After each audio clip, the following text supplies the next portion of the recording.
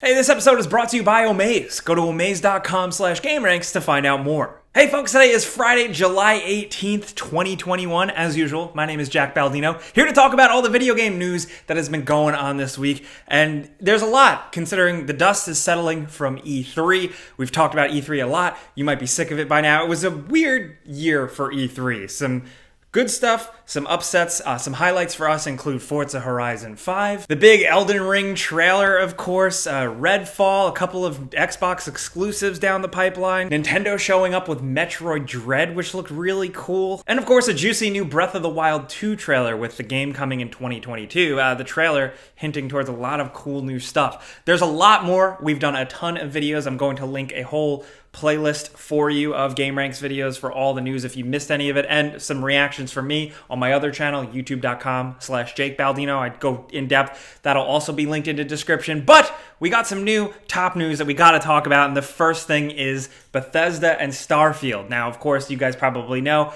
at the height of the Xbox event, Starfield was revealed with a very short cinematic but in-game engine trailer with a release date, November 11th, 2022. That's quite a ways off, but of course the game has been confirmed, like everybody suspected, to be a PC Xbox exclusive because Microsoft and Xbox owns ZeniMax Media and therefore Bethesda. And interestingly enough, two of the biggest figureheads from Bethesda have now gone on record talking about that Xbox PC exclusivity. Pretty interestingly, I figured to share it with you guys. Of course, the whole interviews are linked in the description down below. That is via an excellent video interview by GameSpot and also an interview from The Telegraph in the UK. So Pete Hines is the Vice President of Marketing and Communications and all that stuff. He's been at the forefront for Bethesda for a while. He had this to say during a GameSpot interview. If you're a big fan of stuff we make in a game that we're making and it is no longer available on your platform, I totally understand if you are unhappy or pissed or whatever. I get it. Those are real feelings and frustrations. I don't know how to allay the fears and concerns of PlayStation 5 fans other than to say I'm a PS5 player as well. I've played games on that console. There's more I'm going to continue to play on it, but if you want to play Starfield, it's on PC and Xbox. Sorry, all I can really say is I apologize because I'm certain that's frustrating to folks, but there's not a whole lot I can do about it. Then there was, of course, Todd Howard, the creative lead and kind of like the heavyweight behind a lot of the stuff behind Bethesda Game Studios, went on record kind of taking a different approach with it. He said, and I quote, "You don't ever want to leave people out, right? But at the end of the day, your ability to focus and say, this is the game I want to make, these are the platforms I want to make it on, and being able to really lean in on those is going to make for a better product. And we're big believers in all of the avenues that Xbox and Microsoft are doing to get games to more people, whether it's that integration with the PC, which is huge for us, the cloud streaming, and all those things." So his emphasis is really by making it on less platforms, hopefully they can make a better game. Of course, that remains to be seen. I'm putting these out there for you guys. Let me know what you think. I am not a console war fighter at all. Honestly, I play things on both platforms. I find them both interesting for different reasons. The exclusivity conversation is a crazy one. It gets heated. Be civil. Definitely let us know what you think. Is this them just being real? Is this them doing damage control? I've seen some headlines suggesting that. What do you think? Next up on technically the PlayStation side, something I really wanted to talk about this week is the insane rabbit hole that Abandoned has turned out to be. Now, stick with me if you haven't heard this yet. This is kind of like a big Hideo Kojima conspiracy about the next game he's working on. This is kind of kickstarted. It actually kind of brew up a couple months ago, and now it's flaring back up thanks to new rumors. There was a game announced as a exclusive PlayStation game. It was like a first-person horror game called Abandoned. We talked about it on the show. We put it out and said, yay, a new horror game, woohoo. Didn't look like anything too in particular, but the rumor mill is crazy and people are hungry, man.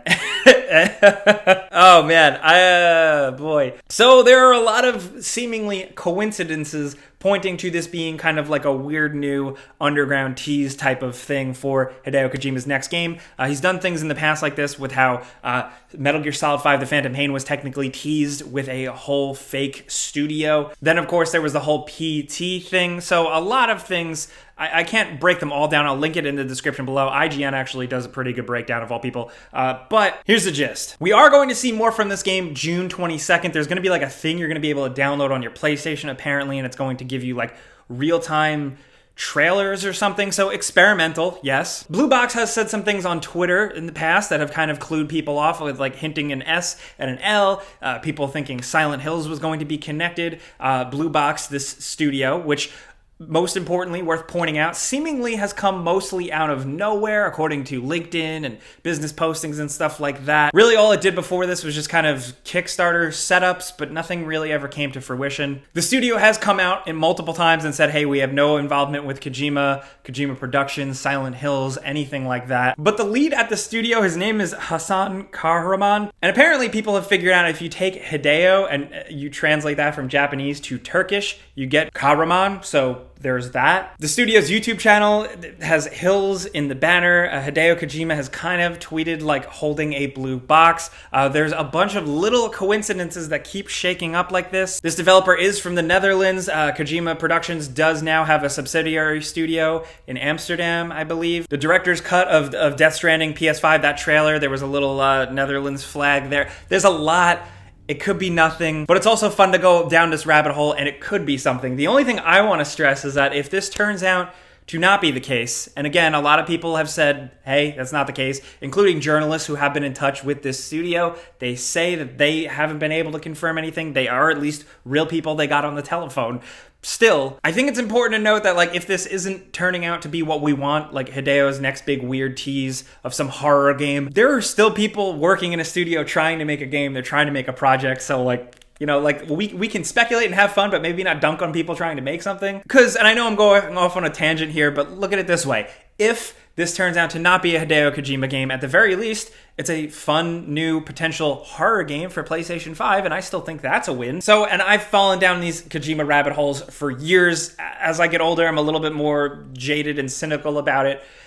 It could go either way. There's arguments to be made on both sides that, unfortunately, I think shake out pretty well. It's kind of like a stalemate to me right now. But there's a whole subreddit dedicated, and like I said, there's a lot more clues and stuff like that. So if you want to read up on it all, it'll be linked down in the description below. Hey, next up, this episode is brought to you by Omaze. They're working with the charity School on Wheels. Donate $10 and you're entered for the chance to win $20,000 to build your dream PC. Think of the possibilities. With that much, you could do anything, whether it's like this crazy work from home computer or an insane gaming PC with unlimited power. The possibilities are endless. And with School on Wheels, your contribution goes to a great cause. School on Wheels works with students experiencing homelessness. And education is really important because it can help kids for the rest of their lives. For the past 28 years, School on Wheels has helped over 50,000 students. So supporting them really, really goes a long way. So to potentially win a $20,000 PC setup of your dreams and support School on Wheels, go to omaze.com/Gameranx. And thanks again to Omaze for sponsoring our video. Next up, in case you missed it, now take this as a grain of salt right now. This is kind of a rumor, but it seems like Final Fantasy VII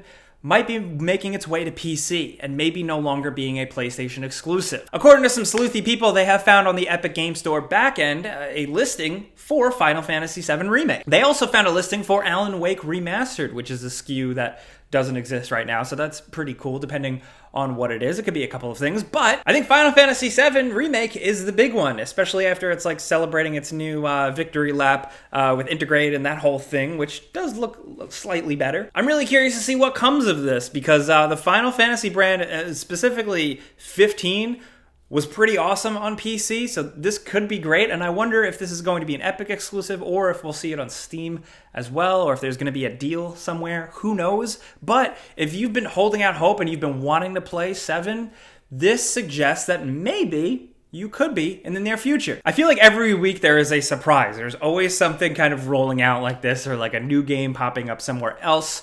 Even just Metro Exodus, the newer next-gen versions are very impressive. I will link a very good article kind of breaking down the technical details of it down in the description. Shout out to ACG for pointing this out. It's pretty sweet. It's a nice breakdown. But in other news, something I did want to point out because it's interesting, Rockstar support accounts and channels have put out this statement. Online services for LA Noire and Max Payne 3 and Grand Theft Auto Online on PS3 and Xbox 360 will end by December 16th, 2021. Story mode for all 3 titles will remain playable. So all that really means is RIP, pour one out for our homies who were still playing Grand Theft Auto Online on PS3 and 360. It's still insane that Grand Theft Auto Online and Grand Theft Auto 5 have been around for that long, but the way it goes is that servers are shutting down for all these older games.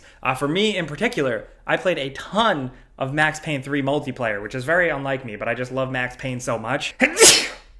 Oh, I'm allergic to talking about Max Payne. Shit. I miss you. So just wanted to highlight that, and also just kind of wanted to counteract. Maybe you're going to see people saying, oh, servers are shutting down. Grand Theft Auto 6 confirmed. No, not quite. For the big money machine that is Rockstar and Take-Two, it seems like there's still a lot of money to be made in Grand Theft Auto Online, especially when it re-releases on PlayStation 5 and Xbox Series X and however long this goes on for. Still, shout out to all the people that always respond to Rockstar putting out these statements saying, hey, bring us Bully 2. Bring us Max Payne 4. Hey, remaster Max Payne 3. Stuff like that. I love it. Now, in other news, a surprise in the sense that I can't believe it took this long. Cyberpunk 2077 is returning to PSN Digital Storefront. It's going to be returning next week, June 21st, and this is crazy and significant considering the game came out last December. Didn't that feel like that was just yesterday? It's nuts that this is going on.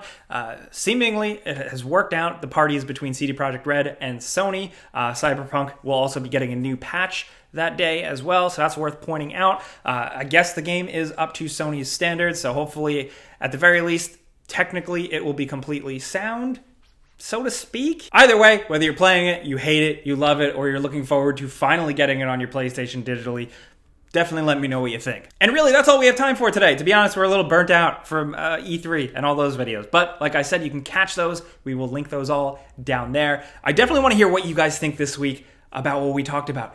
Most specifically, the two big top stories. The Bethesda commenting on the exclusivity. Are you mad at them? Are you like, hey, it is what it is? Are you glad they got that bag of cash?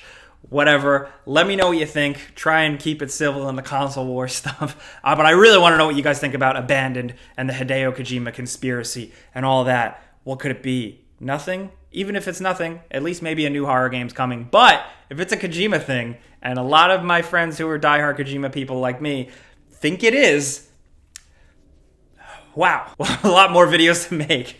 I don't know. But definitely let me know what you think. And if you want to yell at me directly, find me on Twitter and Instagram and my other YouTube channel, all Jake Baldino. We'll be down in the comments as much as possible, but things get a little chaotic. So if you want to find me on there, feel free. And if you enjoy getting caught up on news every week, every Friday, clicking the like button helps us out a ton. We would really appreciate that. But guys, I'm Jake Baldino. Thanks for watching.